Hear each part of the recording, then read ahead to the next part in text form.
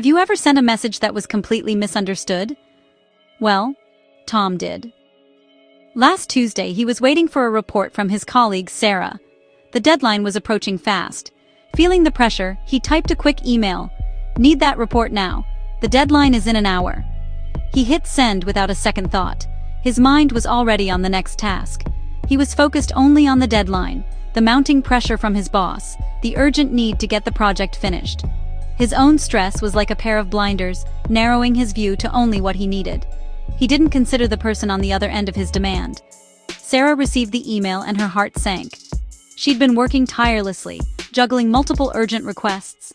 Tom's blunt message felt like a slap in the face. To her, it read as criticism of her work ethic. She felt unappreciated and angry. Why was he being so rude? She started typing a sharp reply, fingers flying across the keyboard.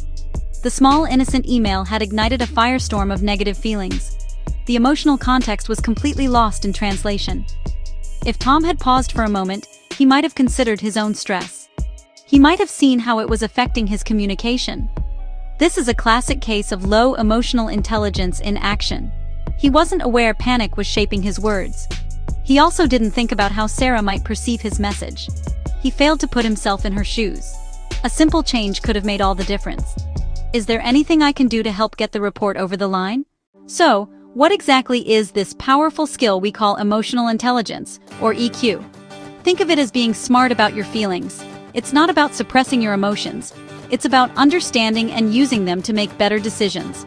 We can break it down into 4 key areas. Visual diagram. 4 interconnected squares labeled self-awareness, self-management, social awareness, relationship management. The very first, and most fundamental, is self-awareness. This is your ability to see yourself clearly, recognizing your emotions as they happen, not hours later, knowing your strengths and weaknesses. You get irritable when you're hungry. You feel anxious before a big presentation. This is the foundation for all other EQ skills. The second pillar is self-management. Once you're aware of emotions, what do you do with them? Self-management, handling your feelings in a healthy way. Stay calm under pressure. Control impulsive reactions. Think before you act. When Tom sent that blunt email, he lacked self-management. He let his stress dictate his actions. Someone with strong self-management would feel the stress, pause, take a breath, and choose a more thoughtful response. It's like being the CEO of your own mind. The third pillar is social awareness. This is where we turn our focus outward. Social awareness is empathy, the ability to understand what other people are feeling. It's about picking up on emotional cues, both spoken and unspoken. The fourth pillar is relationship management. Empathy isn't a magical gift that some people have and others don't. It is a skill that can be learned and strengthened with practice. Consider the story of Maria, a new manager at a software company. Initially, she was very task-oriented. Her focus was on deadlines, metrics, and efficiency. One of her team members, David, started missing deadlines. Maria's first instinct was to see him as lazy or incompetent. She scheduled a meeting, ready to deliver a stern warning. Before you talk about the what, try to understand the why. Taking this advice to heart, Maria decided to change her approach. She started the meeting not with an accusation, but with an open-ended question. "David, I've noticed you've been struggling with deadlines lately. Is everything okay?" David, who was expecting a lecture, was taken aback by her genuine concern. He opened up about the immense stress he was under at home, caring for a sick parent. Suddenly, Maria saw David not as a poorly performing employee, but as a human being dealing with a difficult life situation. Her frustration melted away and was replaced by empathy. This is the core of empathy. It's about connecting with the feeling, not just understanding the facts. Maria worked with David to create a more flexible work schedule temporarily. She helped him reprioritize his tasks and connected him with the company's employee assistance program. Feeling supported instead of attacked, he became more engaged and motivated. He knew his manager saw him as a person, not just a cog in the machine. Maria learned a valuable lesson that day. Empathy is cultivated by being curious, by listening without judgment, and by making a conscious effort to see the world through someone else's eyes. It is an active choice, one we can all make in our daily interactions. Conflict is a natural part of life, but it's how we handle it that matters. Emotional intelligence is our best tool for navigating these turbulent waters.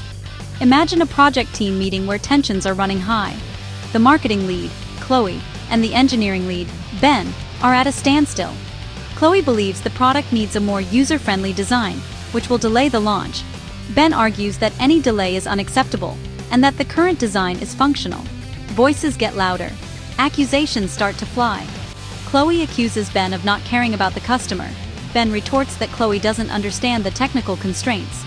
The project manager, Lena, watches the emotional temperature in the room skyrocket. Her own heart is pounding.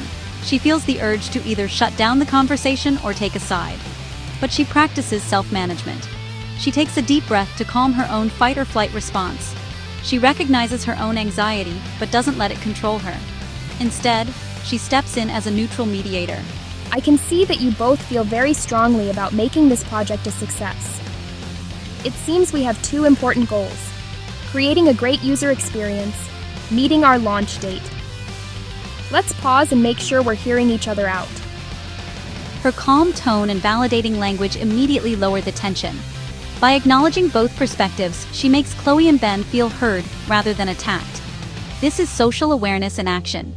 She recognized their underlying emotions: Chloe's passion for the customer, Ben's anxiety about the deadline.